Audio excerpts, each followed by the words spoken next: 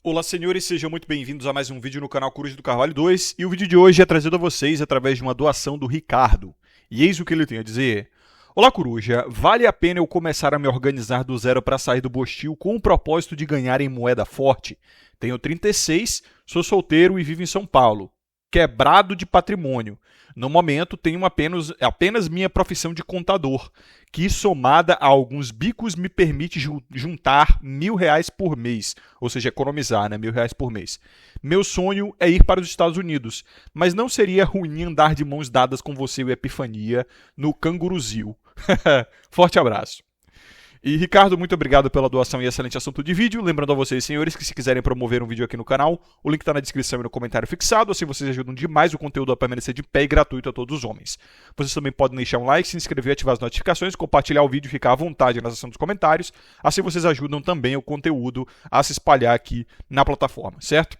Beleza, partindo direto para o vídeo. Senhores, eu não tenho como dizer o que vale a pena para vocês, entendeu? Esse negócio de valer a pena é uma coisa muito subjetiva, principalmente depois que a gente aprende sobre a jornada do homem egóico que eu tanto falo no Código do Coruja, né? A questão do propósito. Eu não sei qual é o seu propósito, nobre Ricardo. O meu, particularmente, foi vir aqui para a Austrália com uma intenção, sim, de ganhar dinheiro moeda forte, maximizar Bitcoin, viver no minimalismo, mas, acima de tudo, fugir dos problemas do Brasil, em especial a violência, o aumento dos impostos, a diminuição do poder de compra, a inflação, enfim. Também fugir dos problemas culturais do Brasil, né? Toda aquela loucura, aquela sacanagem, funk putaria, cultura de bandido, cultura do funk, essas porcarias e tal, e estar em contato com mais tecnologia aqui no primeiro mundo. Ter acesso a mais tecnologia, porque daqui até 2030, 2035, eu acho que as coisas em relação à robótica vão melhorar bastante e eu sou entusiasta, né? Então eu estou aqui salvando meu dinheirinho e aportando numa das moedas que mais valoriza aí e que é mais confiável, né? Essa é a minha aposta e é assim que eu gosto de viver. Eu não sei se esse é o seu propósito, nobre Ricardo, mas sinceramente, cara, se você tem essa intenção, vale muito a pena. E como eu sempre disse em vídeos anteriores, a janela para sair do país vai se fechar até 2030, porque o Brasil ele vai fechar as portas, né? Ele está vendo realmente uma fuga de capital humano muito grande. Já tem papo aí de reter o passaporte de quem está com o nome sujo, né? Quem está em dívida no Serasa, no SPC. E os outros países, como a própria Austrália também, já está dificultando a entrada, está aumentando taxa consular, está deixando o processo mais burocrático, enfim. Então a hora de sair realmente é agora. 36 anos é uma idade legal. O ideal é abaixo de 35, mas 36 ainda dá para tancar, tá? O governo dos países ele torce um pouco o nariz para pessoas com 35 ou mais. Então é isso que eu posso te dizer. Agora, para fazer um vídeo que seja um pouco mais abrangente, que não seja tipo dar conselho, porque eu acho que isso é uma merda, tá? Como diz o ditado. Conselho, se fosse bom, não dava de graça. E o mais engraçado é que o Ricardo ele fez uma doação para receber esse, entre aspas, conselho, né? Mas é aquele negócio, meu parceiro. Não posso te dizer que isso vale a pena porque eu não sei qual é o seu propósito. O meu propósito foi esse que eu acabei de falar e eu acho que valeu muito a pena para mim. Mas não me meçam com a régua de vocês e eu não vou medir vocês com a minha régua, né? Então, para cobrir o caso de caras que pedem conselho ou perguntam se vale a pena isso ou aquilo, eu desenvolvi o Código do Coruja, que ele é justamente uma formação do propósito masculino, que é basicamente um curso, mas eu fiz uma quebra, né, entre esse processo de cursos para homens, onde nesses cursos, basicamente, você vai ouvir o cara falando para você ser assim ou ser assado, fazer aquilo, fazer isso. Eles falam muito a respeito da masculinidade, como ela tem que ser, e o que é certo que um homem faça, e eu já quebro o ciclo. É que nem aqueles livros de autoajuda focados em homens, né? Se você dá um Ctrl F ali, que é o atalho do teclado para você pesquisar caracteres na página, e botar as seguintes expressões. Você tem que, o homem precisa, o homem deve, você é obrigado a, esse tipo de coisa, né? Essas expressões imperativas. Você vai encontrar várias correspondências, né, naquele livro sobre masculinidade. Por outro lado, se você fizer isso, veja só, num livro focado para o público feminino, principalmente de autoajuda, sobre feminilidade, o equivalente, né, para o público feminino, e você pesquisar a expressão você merece, você tem o direito de, e outras expressões que o valham, você vai encontrar a mesma quantidade ou algo próximo de correspondências, né? Então, de fato, a nossa sociedade hoje diz que as mulheres merecem respeito, que merecem ser valorizadas e que têm o direito disso e daquilo. Já diz para os homens que, se ele quiser ser valorizado, respeitado, ele tem que fazer alguma coisa a respeito. E geralmente vai vir com aquele exemplo de masculinidade totalmente concretizado. Uma coisa engessada, o cara tem que ser assim, tem que ser assado. Quase como se fosse uma promessa de fato, né? Quase como se fosse um fetiche, não necessariamente uma ligação pragmática entre atitudes e resultados. Então você vai ver ali que o passo a passo de se tornar um homem de valor, um homem de verdade, ou coisa do gênero, é mais assim, você assumir uma postura que no fim das contas você nem tem certeza se vai garantir a sua satisfação, né? Mas com certeza vai garantir a satisfação de outrem, geralmente da sociedade ali, do que se espera do homem. Então, no Código do Coruja eu fui por vias quase que contrárias. Eu não apontei dedos e não falei de como um homem deve ser, mas eu dei materiais filosóficos e lógicos para fazer o cara desenvolver o próprio propósito, independente do que esperam dele. Então eu cito, principalmente no 5º módulo sobre Mask Appeal, que você vai ter que ser complacente, vai ter que ser condescendente com algumas questões sociais. Você vai ter que se comportar da forma que muitas pessoas esperam de você, porque você precisa dos resultados, mas você vai agir conscientemente e pragmaticamente em relação a isso. No máximo, se necessário, como uma forma de usar os meios para justificar os fins, né? Então a minha intenção com o Código do Coruja foi justamente evitar esse negócio de conselho, evitar esse negócio de ai, Coruja, vale a pena? Será que é bom eu fazer isso ou aquilo? Meu irmão, por que você não pega esse material aqui, que é tipo uma vara lá, ele que ensina você a pescar em vez de receber o peixe? Então, quem vai dizer se vale a pena ou não, se isso é bom para você ou não, é você mesmo, através de um processo que você aprendeu a julgar quais são as atitudes benéficas para você ou não.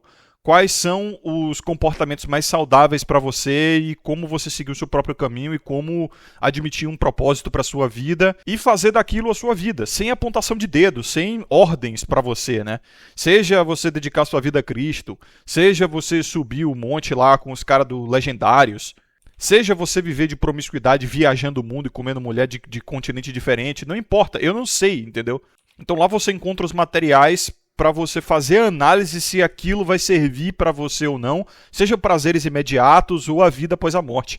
Então foi por isso que eu desenvolvi o Código do Coruja, né? Essa foi a minha intenção. Inclusive, se vocês quiserem ter acesso ao Código do Coruja, link na descrição e no fixado, tá?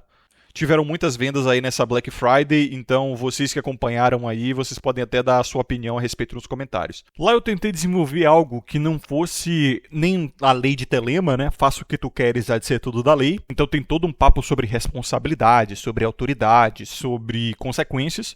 Mas eu também não quis aquela parada de cagação de regras sobre ser um homem de verdade, o homem de verdade tem que fazer isso ou aquilo. Pra mim não importa.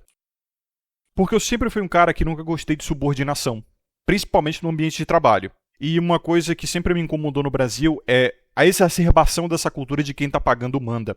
Eu sempre gostei da ideia do dinheiro de ser uma forma de você comprar tempo e comprar jeito. Né? Algo que eu falo também no Código do Coruja. O que é comprar tempo? Por exemplo, quando você decide não trabalhar, tirar um dia ócio e tudo mais, você está comprando tempo, porque você está dedicando aquele tempo que você poderia estar trabalhando, você está gastando consigo mesmo. Então você faz o cálculo ali de quanto você ganha por hora e cada hora que você gasta consigo mesmo, você está pagando por aquela hora. Da mesma forma, a ideia de comprar jeito é que com dinheiro você consegue fazer com que as coisas aconteçam do jeito que você quer. Se você quer um produto que venha até você de uma forma específica, com dinheiro você pode fazer isso. Se você quer um serviço que seja oferecido a você de um jeito específico, com dinheiro você pode fazer isso. Já a cultura do Brasil, ela costuma exacerbar isso de uma forma onde quem tem dinheiro é o imperador, entendeu? Tem a ver até com a escassez da moeda no Brasil, ou pelo menos do poder de compra. Então a ideia saudável e funcional do dinheiro, como acontece em outros países, principalmente aqui na Austrália, é aquela: se o fornecedor do produto ou serviço não está conseguindo me oferecer aquilo que eu quero, eu vou no concorrente. No Brasil não, o cara que está pagando, ele quer quase que ser o dono de quem está oferecendo o serviço ou produto. Foi uma coisa que eu percebi muito aqui na Austrália. Aqui se respeita realmente o trabalhador e o serviço prestado ou produto oferecido. Até quando eu cheguei aqui e comecei a trabalhar com mudanças, quando era com australianos, os caras eles me davam muito mais respeito e compreensão. Quando eu estava começando, eles eram mais compreensivos, me ensinavam os esquemas, davam mais tempo para eu descansar, etc. Já quando eu trabalhei com brasileiros, eles não queriam nem saber da minha situação, entendeu? E mesmo recebendo por hora, os colegas de trabalho ficavam nessa de que você não pode parar para descansar, você tem que pegar pesado, etc. Isso vinha, inclusive, de uma cultura do trabalho pesado que tem no Brasil, país de terceiro mundo, obviamente, um país extremamente analógico, mais severo, que tenta até mesmo justificar a dureza do país com essa autopiedade de tipo, isso é coisa de homem é assim que tem que ser, etc. Veja, quando eu trabalhei com australianos, cara, o serviço ele era prestado da mesma forma, na mesma qualidade, talvez não tão rápido, mas isso era melhor pra gente, porque a gente recebia por hora. Então uma coisa que eu percebi é que se você sair do Brasil, você tem que fugir do povo, sabe? O problema do Brasil não é um problema geográfico, não é um problema de localização. O problema do Brasil são os brasileiros. Então, quando você sai do Brasil, na verdade, você está cortando laços com brasileiros. Lembre-se disso. O problema são os brasileiros.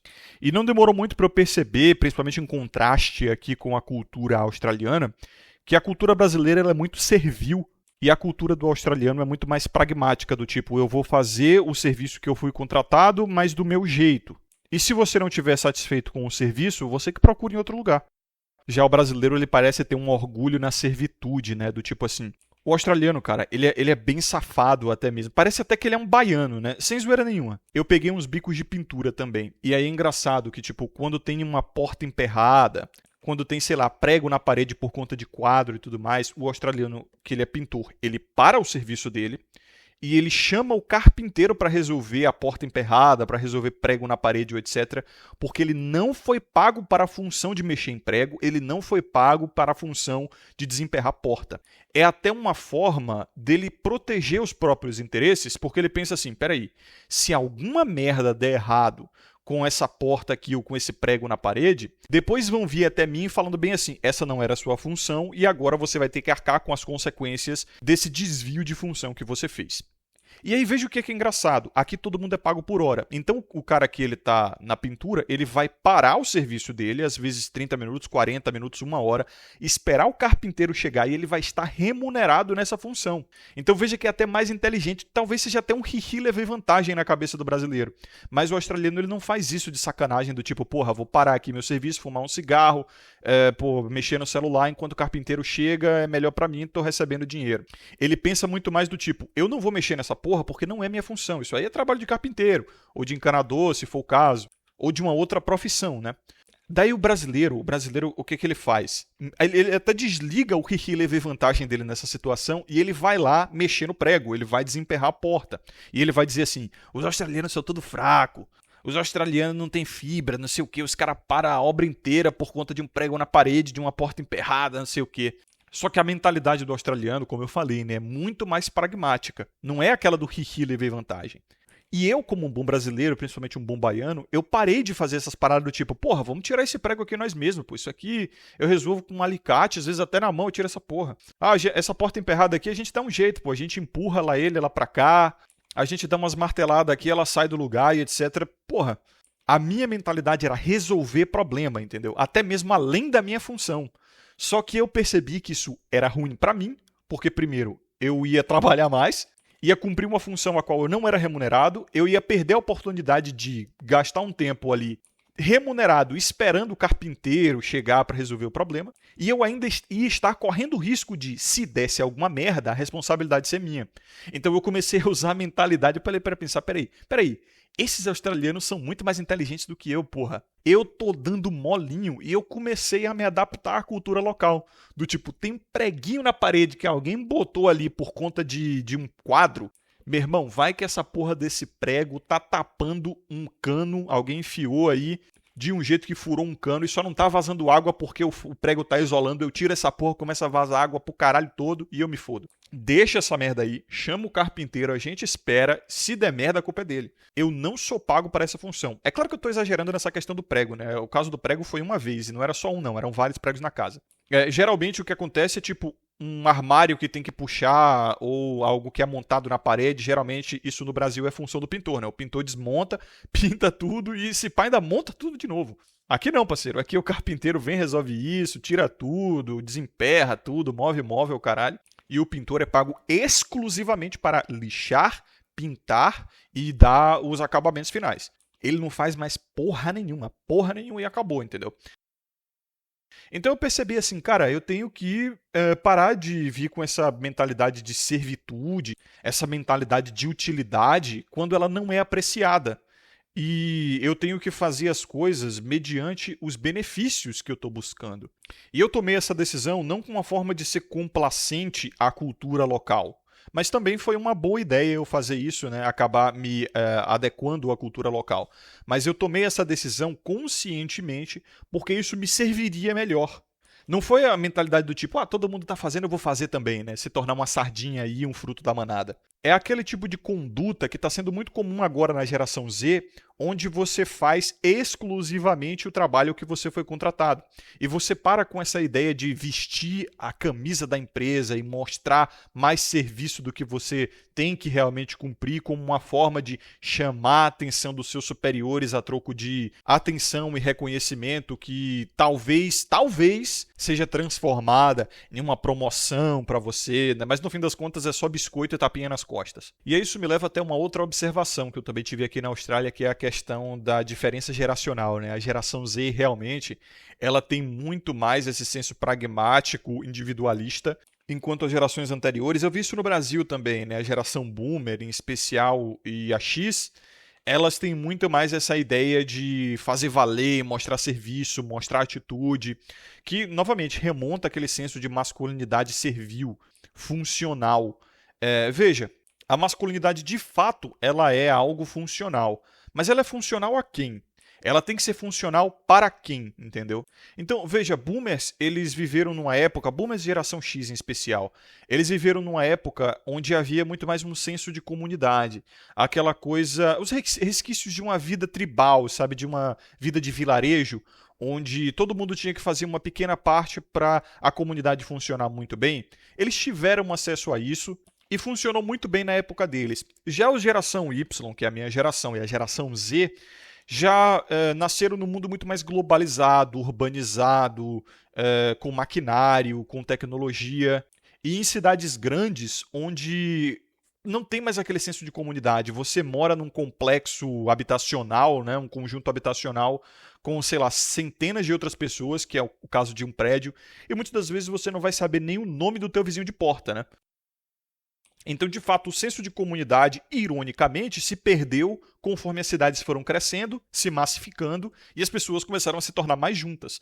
Porque na época boomer, principalmente no Brasil, que é extremamente analógico, era comum que uma família tivesse uma propriedade e o vizinho de porta, entre aspas, mais próximo, tivesse a 1, 2, 5 quilômetros do cara, né? Porque era uma fazenda, era uma propriedade grande, assim. Era quase como se fosse um feudo. E ainda assim os vizinhos se conheciam, sabiam os nomes uns dos outros, era uma coisa muito mais integrada.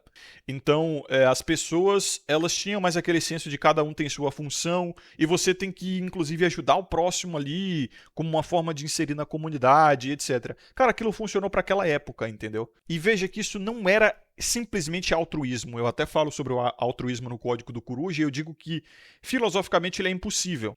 Porque toda vez que você faz algo em prol do próximo, você está esperando ganhar alguma coisa daquilo. Nem que seja satisfação pessoal. Então, o altruísmo, assim, onde você realmente se abandona pelo próximo, um autossacrifício total, eu acho que só Jesus foi capaz mesmo, né?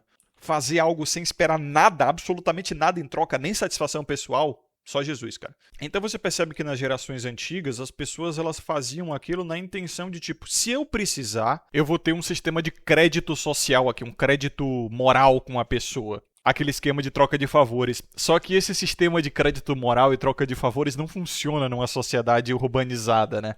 Numa sociedade urbanizada, a linguagem final vai ser a do dinheiro, não tem jeito. E é por essas e outras que eu tenho visto a ascensão de uma cultura de geração Z, em especial geração Z, né? Não tanto a geração Y.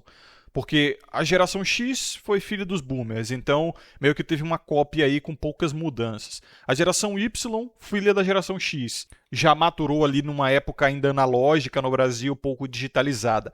A geração Z já maturou, chegou assim na sua adolescência, já numa época muito mais digitalizada, né? Então ela tem uma ruptura sociocultural muito grande em relação à geração Y.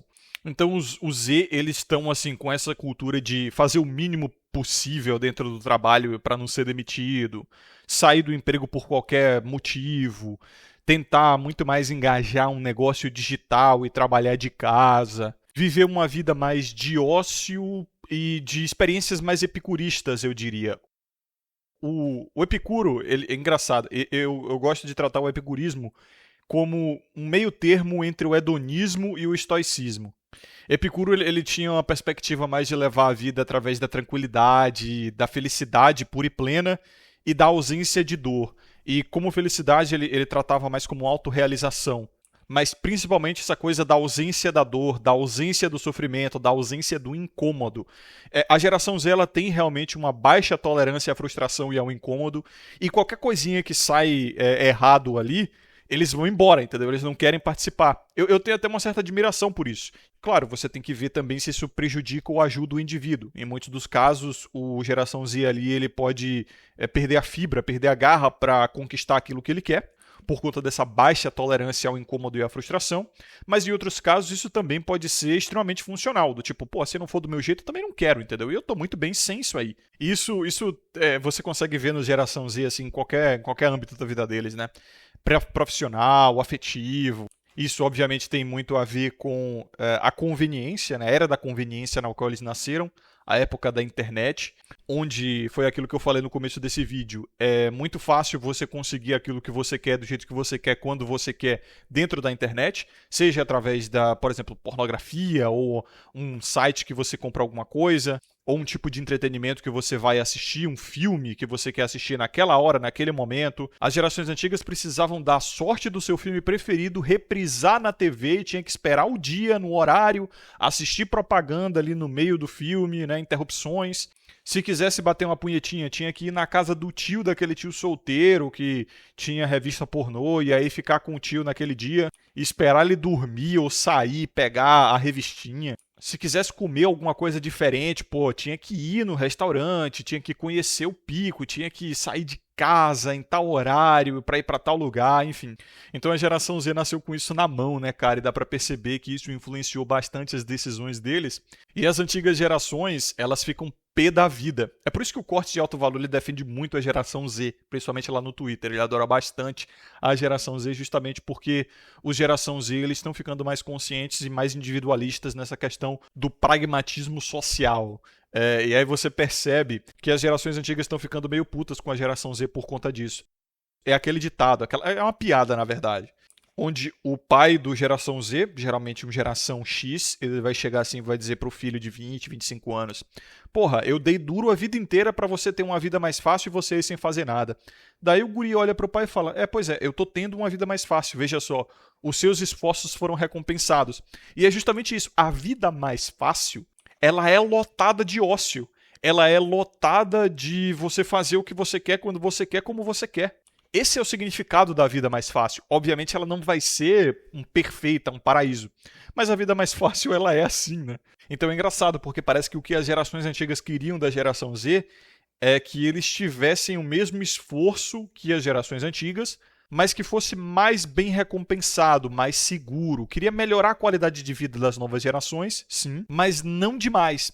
E o que acontece é que não ficou fácil demais. Várias outras coisas também foram dificultadas, né, no mundo de hoje, como a compra de imóveis, como relacionamentos, como a constituição de uma família, a detenção de propriedades no geral, até mesmo automóveis, né? Então, tudo isso veio com preço, né?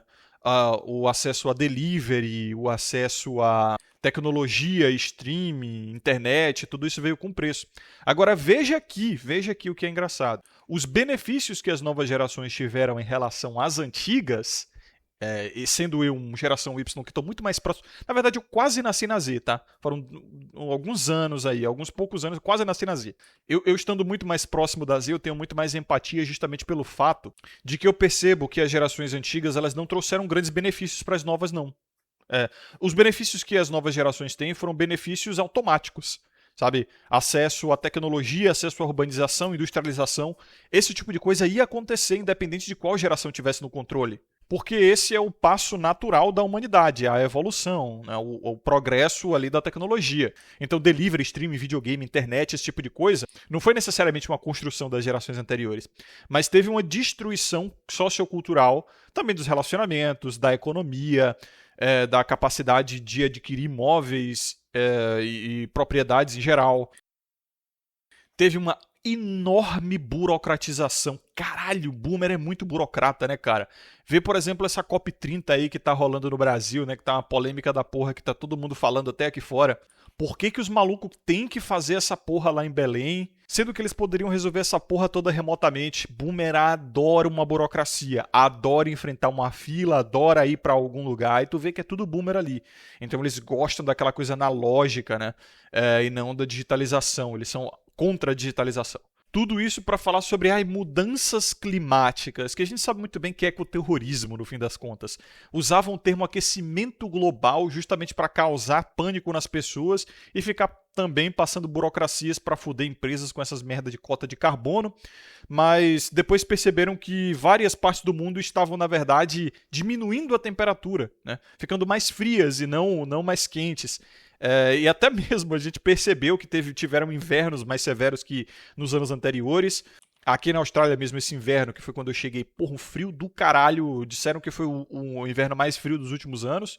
Daí, quando eles perceberam isso, eles trocaram o termo aquecimento global para mudanças climáticas, um termo muito mais ambíguo e manipulável, porque mudança climática já é uma coisa natural. Intempéries, tempestades e, enfim, mudanças no clima é uma coisa que a Terra sempre sofreu desde os primórdios. Então é muito mais fácil fazer esse ecoterrorismo e manipular as massas com o termo mudanças climáticas. Então você já não vai ver mais aquelas propagandas do Greenpeace com aqueles ursinhos polares sofrendo no meio de uma geleira que foi degelada ali, né? Ele está flutuando no meio do mar aberto numa pontinha de iceberg que foi o que sobrou pro Betinha. Tu não vai ver mais isso, até porque os cientistas perceberam que tinham geleiras sendo reformadas, né? Então é isso, cara. O Boomer é isso aí, né? Só gastar dinheiro público pra fazer merda, para criar burocracia e meter um monte de lei que acaba te fudendo, né? Então você vai ver Taxade, você vai ver Lula, você vai ver essa galera todo santo dia, inclusive no Brasil. O Brasil é foda, né? O Brasil é esse negócio de tipo, o político ele vai lá no Twitter e vai dizer: protocolei um projeto de lei para isso e para aquilo, como se isso fosse realmente um motivo de vitória, né? Mais uma lei que vai prejudicar o cidadão e vai inflar o já obeso Código Penal brasileiro, sistema legal brasileiro, e todo mundo comemora. Tipo, a vitória desses políticos é justamente ficar engordando o sistema legal do Brasil. E as pessoas acham isso ótimo, é engraçado, né?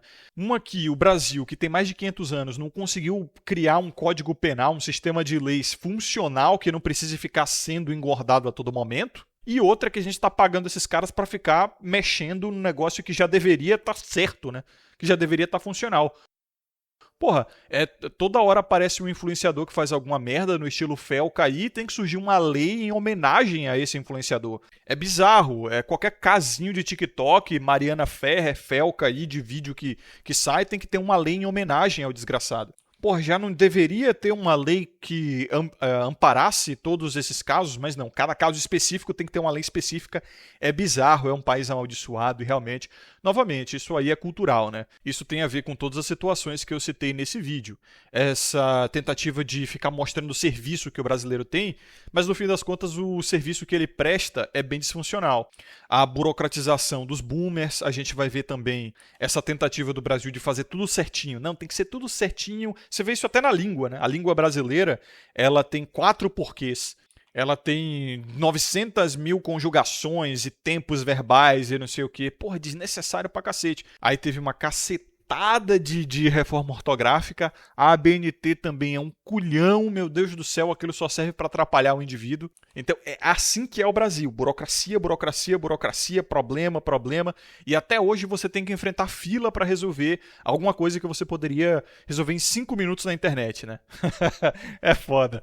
Ê, Brasilzão do meu caralho. Mas enfim, muito obrigado, senhores, a vocês que acompanharam até aqui. Um forte abraço. Lembre-se de ter sabedoria e consciência sempre. Eu vejo vocês no próximo vídeo. Que eu curto. Até mais.